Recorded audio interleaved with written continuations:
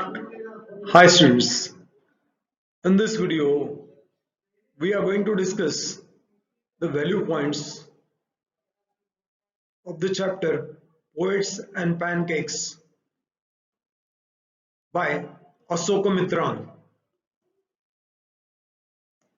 This is a fast track revision of all the important points of the Poets and Pancakes. Asok Mitra used to work in Gemini studio and his work was to cut the clippings of variety of subjects and make the collection of those clippings. Ashok Mitra later on wrote a book named My Yes with Boss, and this particular chapter, this excerpt is taken from My Yes with Boss, the book written by Ashok Mitra. Ashok Mitra, the author, was the most well informed of all the staff members of Gemini Studio. He used to be like that. Poets and Pancake is a name of a brand. It used to be a brand of makeup material. In those days, in Gemini Studio, they used to bring Poet and Pancake makeup material in trucks. Loads of truck makeup material used to come to Gemini Studio, and the boss, the head of the Gemini Studio, was S.S. Vasan. It was believed that Gemini Studio was once upon a time Robert Clive's stable, and on the upstairs of that building, Gemini Studio was located. Initially, Ashok Mitran goes on describing the makeup room, the looks of the saloon. There were so many mirrors, and the reflection of those mirrors would make the person undergoing makeup feel difficult. There were half a dozen of mirrors and bright lights, and they would make it miserable for the person who would go through makeup, who would be subjected to makeup. This makeup department was initially headed by a Bengali, then a Maharashtrian who was assisted by Dharwad Kannadiga and Andhra, and then Madras Indian Christian, Anglo-Burmese. There was a lot of national integration in Gemini Studio long before Doordarshan and All India Radio arrived. Cheap makeup man used to decorate, used to do the makeup of cheap actor and actresses. Senior assistant used to do the makeup of second hero and heroine. Then junior assistant used to do the makeup of main comedian. Office boy used to do the makeup of crowd, and the author uses the word that office boy used to make the crowd ugly. This is a mock language, mock description, where generally makeup is done for making people beautiful, but the author says that he used to make men ugly by doing their makeup. It's a mock description. Office boy, though the description is boy, in description it is office boy, but this office boy was actually not a boy, but he was a 40-year-old man. Generally, he used to mix a color in giant vessel for slapping on the face and for slapping on the face of the men or women in the crowd. It is hilarious and mock description. In this particular chapter, in this excerpt, the author Ashok Mitra has described different characters working in Gemini Studio very vividly. Office Boy, the title is ironic because Office Boy was not actually a boy, but he was a man of 40. He aspired to be star actor once upon a time, or a top screenwriter, or director, or lyric writer. But his aspirations could not be realized. And whenever he would be in frustration, he would always blame Kothmangalam Subbu, second in hierarchy in Gemini Studio. You would believe that it was because of this Kothmangalam Subbu he was in ignominy and neglect. He was ignored and neglected. This office boy was also a bit of poet. He believed that the author Ashok Mitra used to do nothing. He could not understand his work. He would be cutting clips and collecting them, but he would believe that Ashok Mitra, the author, used to just sit and do nothing. Kothmangalam Subbu had more uncertainties and difficulties in the initial part of his career than the office boy had in the beginning of his career. Subbu was not much more educated than the office boy. But Ashok Mitra says that by virtue of being Brahmin or exposure to more affluent situations and people, Kothmangalam Subbu had achieved a position of eminence in Gemini Studio. He had a unique ability to stay cheerful after having had a flop film. His loyalty to the boss made him identify with the boss. He had so much creativity. Whenever his boss commanded, he would come up with a creative solution. And Ashok Mitra goes on giving the example of Rock fighting with a tiger underwater and rat killing the tiger, and then amazingly showing pity towards the cubs, towards the young one of a tiger. And then he goes on describing when the author says when the boss would express his concern how this should be recorded, how this should be enacted, and Subbu would come up with many solutions. And when the boss would not be satisfied, he would come up with another 14 creative solutions. That kind of creativity Kothmangalam Subbu had, but it would come up when the boss would command. And he had absolute loyalty to the boss, but many would even think that he was a sycophant. Kothmangalam Subbu is the second character which the author goes on describing in very much detail. Subbu gave direction and definition to Gemini Studio in its golden days.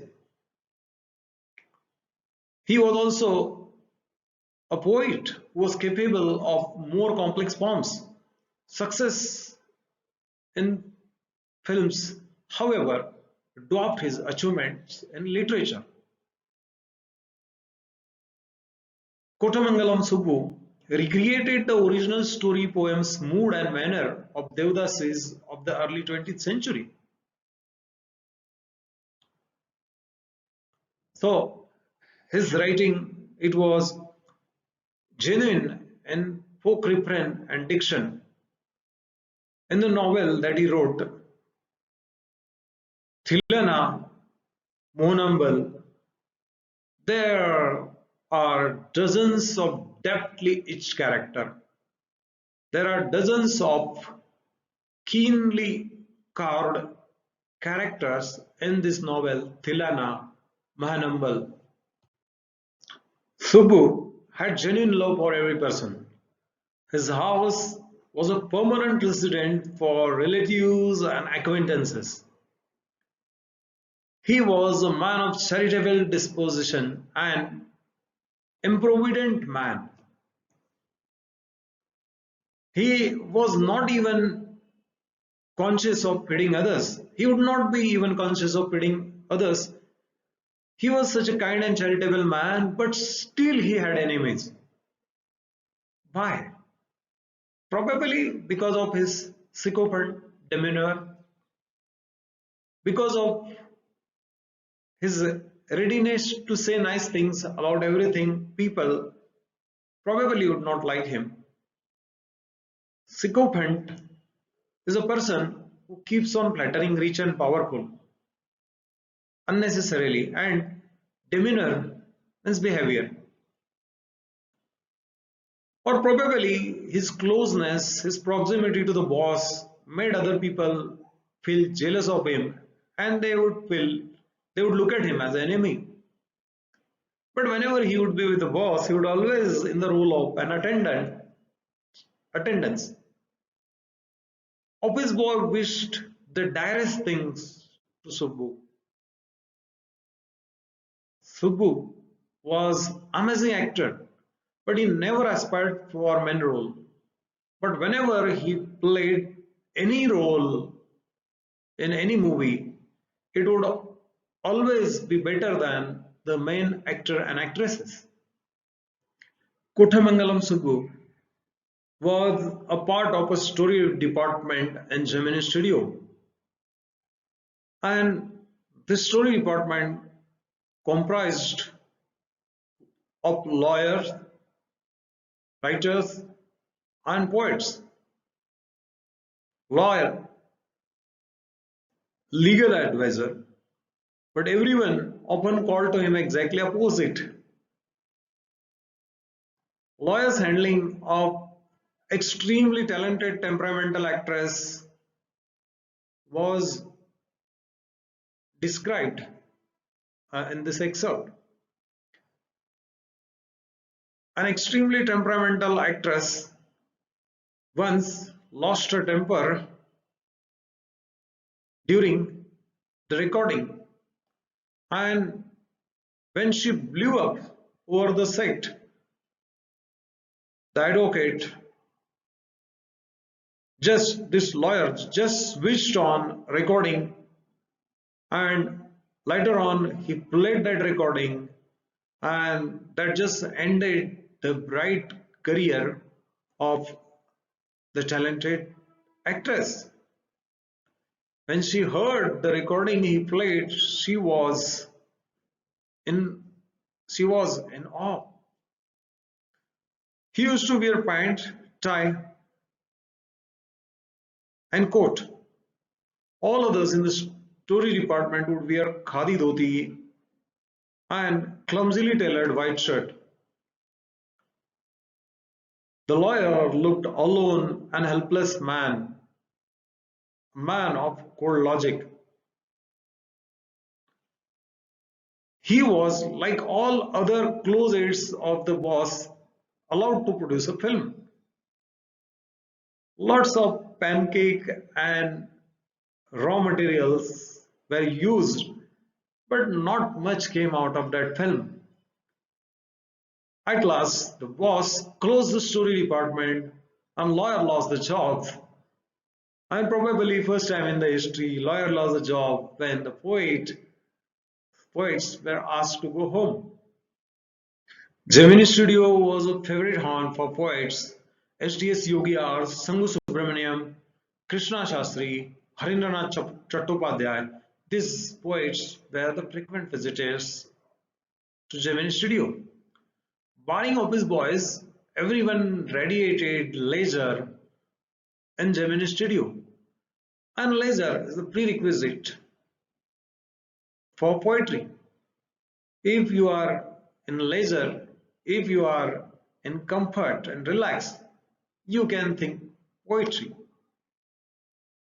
Most of the staff members worshipped Gandhi, but they had fantastic appreciation of Gandhiji. The staff members in Gemini studio believed that communist was a godless man who had no filial love, that is daughter father or son father love, that is filial love, or conjugal love, that is matrimonial love, and they had no compunction for killing their own father. They had no compunction of killing their own parent. That is a communist according to most of them. According to them, communist was always out to spread unrest and violence amongst innocent and ignorant people. Such notion, such idea prevailed in South at that time, and reflection of it could be seen among the staff member of Gemini Studio also. Franz Buchman's Re-Armament army of 200 men visited India, visited Madras in 1952. Someone called it as an international circus. Re-Armament army members were not very good on trapeze, and they had acquaintance with animal on dinner table only. They presented two plays in most professional manner, Jonathan Valley and The Forgotten Factor. There were several shows of these two plays in Madras. Gemini family of 600 members saw these two plays again and again. The message of these two plays was plain and simple homilies. Very simple domestic message these plays had. But the set and the costumes that was used for these two plays was excellent. It was impressive and first rate. So Gemini members were impressed with the set and costumes used by Re-Armament army actors and team members. The sunrise and sunset that was shown in Tamil drama many years after the arrival of Re-Armament army reflected the impressions of Re-Armament army's plays and the sunrise and sunset in the dramas played by Re-Armament army. The bare set with white background curtains, tune played in with flute, that way the sunrise and sunset would be shown, and it was shown in the same way in the plays by Re-Armament army. MRA, that is moral Re-Armament army, is the same thing. Re-Armament army is moral Re-Armament army. MRA was a counter movement to international communism that the author came to know, and the bosses like SS Wasson, the boss of Gemini, the bosses like Wasson just played in the hands of communist, but not sure. The author is not sure about this, but he goes on describing, goes on expressing the possibility with the help of what he heard. There were 200 men of all colors, all hues, and they were from 20 different nationalities. And it was a welcome change for the Gemini family, Gemini members of 600, that they could see the players with light makeup. It was a change from usual crowd of players with heavy makeup slap. So MRA members, when they would act, they would not slap that kind of heavy makeup. A few months after the visit of moral rearmament army of French Buchman, another visitor came to Madras. Phones started buzzing. It was a poet from England. Who was this poet? It was a suspense. Wordsworth, Shelley, Keats, and few of them knew Eliot. But who was this? It was none of them. This poet was also an editor. Why such a big welcome for a man? Top men of Hindu were taking initiative to arrange this visit to Madras and to Gemini Studio. Not editor of any known publication in Madras. So, not of Manchester Guardian or London Times, that they knew. And who was he? He was the editor of some publication. But which publication? Vasan was himself also the editor of Anand Vikatan Tamil Daily. At 4 p.m., the poet arrived. He was tall, very English, very serious, very unknown. And poet addressed the audience from Gemini, and all the audience was just dazed. And they were silent, they were confused. His accent was difficult for them to understand. Incongruity of his talks about the thrills and travels of an English poet could not be understood by the audience from Gemini. Accent was another reason. Why the poet visited Gemini Studio, that remained a mystery for everyone. Generally, Gemini Studio used to make movies for simple Tamil people. Simple Tamil people. And there was no possibility of developing taste for English poetry among the simple audience who used to watch movies from Gemini Studio. Then why was this visit planned to Gemini Studio? That was an unexplained mystery. The poet as well as the audience were baffled. They seemed to be confused. The audience could not understand anything, so they remained silent. The poet spoke few words.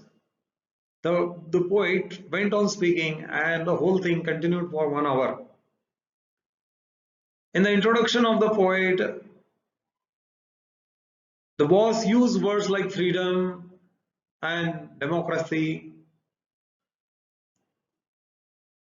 The author believed that a true literary genius pursues poetry and not the prose.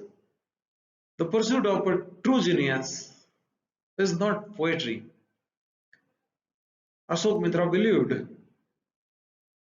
prose is for patient, persistent, and persevering drudge, one who is ready to work hard, persevere continuously with tenacity for a long time, patiently, and then send it to the editor and with the stamps for return, and then ready to accept the rejected article back and have the patience to accept that rejection. It is a prose writer, according to Ashok Mitra, with shrunken heart that nothing can break it. The prose writer can keep writing and keep sending his article to different editors. Rejection slips do not affect the prose writer, according to Ashok Mitra. Once Daily Hindu, on one of its unimportant page, in an unimportant corner, gave an advertisement that there was a story contest, an English periodical named The Encounter. The Encounter was not a known commodity for Gemini literati. The author searched copy of The Encounter in British Council Library. He found many copies lying there.